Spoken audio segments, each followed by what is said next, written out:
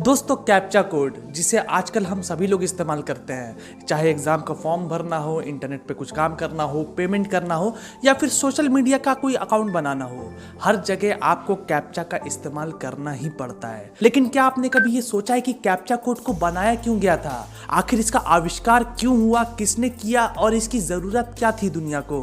अगर नहीं सोचा तो भाई बहुत ही सही जगह पे आए हो, क्योंकि दोस्तों इसके पीछे के बनने की जो कहानी है ना, वो बहुत ज्यादा इंटरेस्टिंग है। And the sad part is कि इस कहानी को 99% लोग नहीं जानते। कैप्चा भरते वक्त हमारे मन में बस यही सवाल आता है कि एक कंप्यूटर प्रोग्राम हमसे हमारे इंसान होने का सबूत क्यों मांग रहा है। और भाई कुछ लोग तो ये भी सोचते हैं कि क्या हम ह्यूमन सच में इतने सुपीरियर हैं? क्या कोई रोबोट इस कैप्चा को सॉल्व नहीं कर पाएगा? अगर हम चिट्टी को ले आए अपने सामने तो क्या ये चिट्टी इस कैप्चा को, सिंपल से कैप्चा को सॉल्व नहीं कर पाएगा?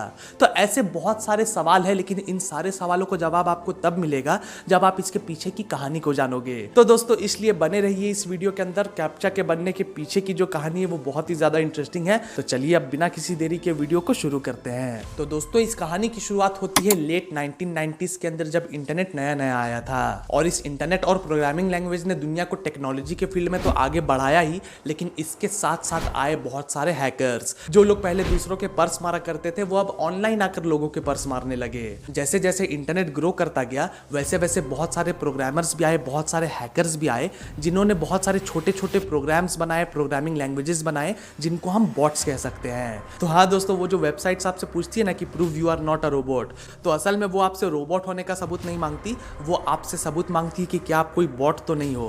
क्योंकि ये जो बॉट्स होते हैं वो असल में एक प्रोग्राम्ड लैंग्वेज की तरह काम करते हैं। होता ये है कि ये जितने भी हैकर्स होते हैं वो पहले एक वेबसाइट पे जाते हैं और फिर वेबसाइट में जाकर उसको अच्छे से स्टडी करते हैं कि कौन से बटन को क्लिक करने पर क्या खुल रहा है, किस तरीके से सारी चीजें हो रही हैं। और उनको अच्छे से स्टडी करने के बाद ये जो हैकर्स होते हैं वो एक प्रोग्राम्ड बॉट बनाते हैं जो कि उसी एल्गोरिदम के हिसाब से ही वर्क करता है और उस वेबसाइट को जाकर एक्सेस कर लेता है। और इन बॉट्स के वजह से ही ये जो बड़ी बड़ी वेबसाइट्स होती हैं वो क्रैश हो जाती हैं और अनसिक्योर तो होती ही होती हैं। अब दोस्तों अनसिक्योर क्यों हो जाती है ये तो मुझे बताने की जरूरत नहीं है, लेकिन वो क्रैश इसलिए हो जाती है क्योंकि एक बॉट बहुत ही स्पीड से काम करता है। एक इंसान को किसी भी वेबसाइट को विजिट करने के लिए, उसके अलग अलग पेजेस खोलने के लिए 4-5 मिनट तो चाहिए ही चाहिए होते हैं, लेकिन जो बॉट होता है उसको कोई टाइम नहीं चाहिए, वो बस 1 सेकंड के अंदर सारी चीजें कर देता है। और क्योंकि इतनी फास्टली सारी चीजें वेबसाइट के अंदर होने लग जाती हैं, इसलिए ही वेबसाइट क्रैश हो जाती है।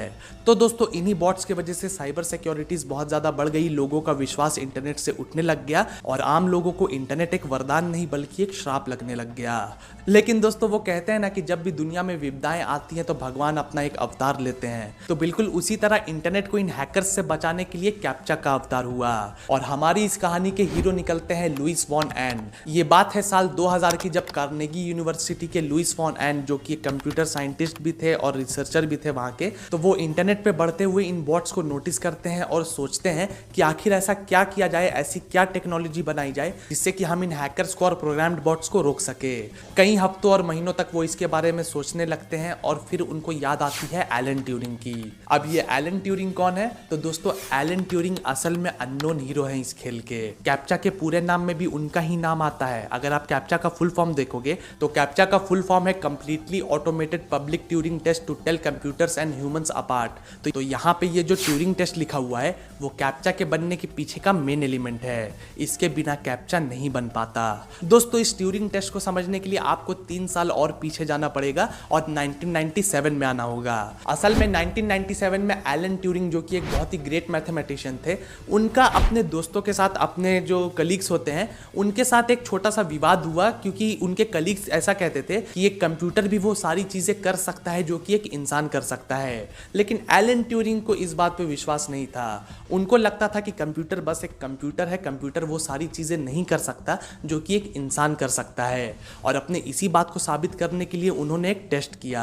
और दोस्तों ये टेस्ट बहुत ही कमाल का था। इस टेस्ट को एक चैट फॉर्म में किया जाता है, जहां एक तरफ एक इंसान को रखा जाता है और एक तरफ एक कंप्यूटर को रखा जाता है और उन दोनों से ही सेम सवाल किए जाते हैं और उनके जवाबों को सुनकर ये मेजर किया जाता है कि आखिर इंसान कौन है और एक कंप्यूटर कौन है। और दोस्तों यहाँ पे सबसे मजेदार बात तो ये है कि जो इंसान उनसे चैट के थ्रू बात कर रहा है उसको भी ये पता नहीं होता कि आखिर वो एक रोबोट से बात कर रहा है या फिर एक इंसान से। एग्जाम्पल के लिए मान लो कि आप इस टेस्ट के प्रोफेसर हो, आप ये एग्जाम ले रहे हो, आप एक कंप्यूटर के सामने बैठ गए और कंप्यूटर में 2 अकाउंट्स आ गए आपके सामने, जिसमें से एक अकाउंट तो एक रियल ह्यूमन का है, लेकिन जो दूसरा अकाउंट है उसमें एक कंप्यूटर है। लेकिन दोस्तों यहाँ पे आपको ये नहीं बताया जाएगा कि असल में उन दोनों में से रियल ह्यूमन कौन है और एक कंप्यूटर कौन है। तो अब क्योंकि आपके लिए सब कुछ एनोनिमस है, आपको रियल ह्यूमन कौन है और कंप्यूटर कौन है ये नहीं पता, तो आप एक एक करके दोनों से बात करते हो और जो भी आप उससे सवाल पूछते हो उनका वो जवाब देने लगता है और उन दोनों के जवाबों को सुनकर आपको ये फैसला करना होता है कि असल में इन दोनों में से इंसान कौन है।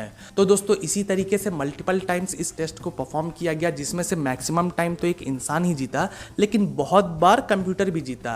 तो हाँ, हम यहाँ पर ये नहीं कह सकते कि हमें 100% एक्यूरेट रिजल्ट मिलता है यहाँ पे, लेकिन 95% ह्यूमंस ही इस टेस्ट के अंदर जीतते हैं और उनके जवाब को ही असली माना जाता है। तो इसलिए हमें एक आइडिया लग जाता है कि इस टेस्ट में मैक्सिमम टाइम्स तो ह्यूमंस ही जीतेंगे।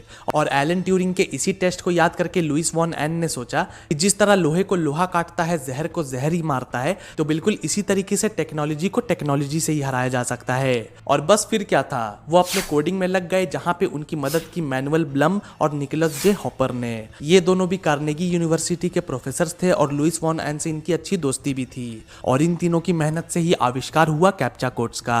इस कैप्चा को डेवलप करते वक्त उनको ये ध्यान था कि कोई भी जो बॉट है उसको बस कुछ स्पेसिफिक लेटर्स ही आते हैं, उसको ABCD आती है, उसको 1 2 3 भी आती है, लेकिन अगर उसी A को थोड़ा सा ट्विस्ट कर दिया जाए, B को ट्विस्ट कर दिया जाए या फिर किसी भी नंबर या लेटर को एक कॉम्प्लेक्स वे में ट्विस्ट करके दिखाया जाए, तो फिर इस केस में वो जो प्रोग्राम्ड बॉट होगा वो उसको नहीं समझ पाएगा, क्योंकि उसके अंदर ये एबिलिटीज नहीं है कि वो एक टेढ़े मेढ़े लेटर को पहचान पाए। अब दोस्तों आपके मन में ये सवाल भी जरूर आ सकता है कि वो जो लेटर्स हैं, टेढ़े मेढ़े लेटर्स हैं, उनको भी तो प्रोग्राम किया जा सकता है ना बॉट के अंदर। तो हाँ, किया जा सकता है, लेकिन जैसा कि आप सभी लोग जानते हो कि कैप्चा किसी एक टाइप का आपके सामने नहीं आता। हर बार आपके सामने अलग अलग नंबर्स आते हैं, अलग अलग लेटर्स आते हैं, जिनको किसी भी तरीके से एक बॉट के अंदर प्रोग्राम नहीं किया जा सकता, क्योंकि हैकर को ये नहीं पता कि अगले बार कौन सा नंबर उसके सामने आएगा, कौन सा लेटर उसके सामने आएगा या फिर कौन सा एक ट्विस्टेड वर्ड उसके सामने आ जाएगा।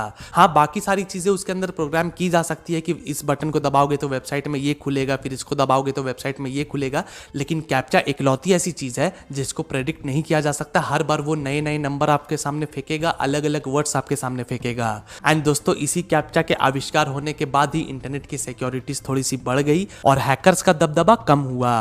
लेकिन कैप्चा को दुनिया में पहचान तब मिली जब सबसे पहले 2003 में याहू ने उसको यूज किया, और याहू ने इसका इस्तेमाल इसलिए किया क्योंकि याहू जैसी बड़ी कंपनी भी इन साइबर थ्रेट से नहीं बच पा रही थी। याहू के कस्टमर्स छूटते जा रहे थे क्योंकि वो उनको सिक्योरिटी नहीं दे पा रहा था, और इसलिए याहू ने कैप्चा का इस्तेमाल किया। और यही वो टाइम था जब धीरे धीरे कैप्चा ग्रो करने लग गया और फिर हमें अलग अलग तरीके के कैप्चास भी देखने को मिले, चाहे वो टेक्स्ट बेस्ड कैप्चा हो जहां पे आपको कुछ ट्विस्टेड वर्ड्स दे दिए जाते हैं जिनको पहचान कर आपको उस डायलॉग बॉक्स में लिखना होता है। फिर आता है इमेज रिकॉग्निशन कैप्चा जहां पे आपको बहुत सारे इमेजेस दिखाए जाते हैं और आपको एक ट्रैफिक लाइट या फिर बस को सेलेक्ट करने को कहा जाता है। फिर एक मैथमेटिकल कैप्चा भी आता है जहां पे आपको एक सिंपल मल्टीप्लिकेशन या एडिशन दे दिया जाता है और आपको उसको सॉल्व करना होता है। फिर उसके बाद आता है चेक बॉक्स कैप्चा जिसमें आपको पूछा जाता है ना कि I am not a robot, तो उसको कहते हैं चेक बॉक्स कैप्चा। फिर इसके बाद एक और इंटरेस्टिंग कैप्चा है जो कि है इनविजिबल कैप्चा, और मजे की बात यह है दोस्तों कि आपको इसको सॉल्व भी नहीं करना, क्योंकि ऑब्वियसली वो इनविजिबल है तो आपको तो वो दिखेगा नहीं, लेकिन अगर कोई प्रोग्राम्ड बॉट है तो उसको उस वेबसाइट की प्रोग्रामिंग में वो कैप्चा दिख जाएगा और वो उसको सॉल्व करने की कोशिश करेगा, जिस कोशिश में ऑब्वियसली वो नाकाम हो जाएगा। और क्योंकि आपने उसको सॉल्व करने का ट्राई नहीं किया, क्योंकि आपको वो दिखा ही नहीं, तो आपको उस टेस्ट में पास कर दिया जाएगा। फिर एक सोशल मीडिया कैप्चा भी आता है जहां पे आपको आपके सोशल मीडिया के अकाउंट्स दिखा दिए जाते हैं और आपसे पूछा जाता है कि बताओ इनमें से आपका सोशल मीडिया फ्रेंड कौन है, और इस तरीके से आपको यहाँ पे वेरीफाई कर लिया जाता है। फिर एक गेम बेस्ड कैप्चा आता है, सिंपल सा गेम खेलकर आप उस कैप्चा को सॉल्व कर सकते हो। और इन सभी के अलावा एक और कैप्चा है जो कि अभी फ्यूचर में डेवलप होने वाला है, उसके डेवलपमेंट में फिलहाल काम चल रहा है, जो कि है बायोमेट्रिक्स कैप्चा। इस बायोमेट्रिक कैप्चा में होगा ये कि आपका जो मोबाइल का कैमरा है या फिर जो लैपटॉप का कैमरा है वो या तो आपका रेटिना स्कैन कर लेगा या फिर आपका फिंगरप्रिंट ले लेगा और उस हिसाब से वो आपको पास कर देगा।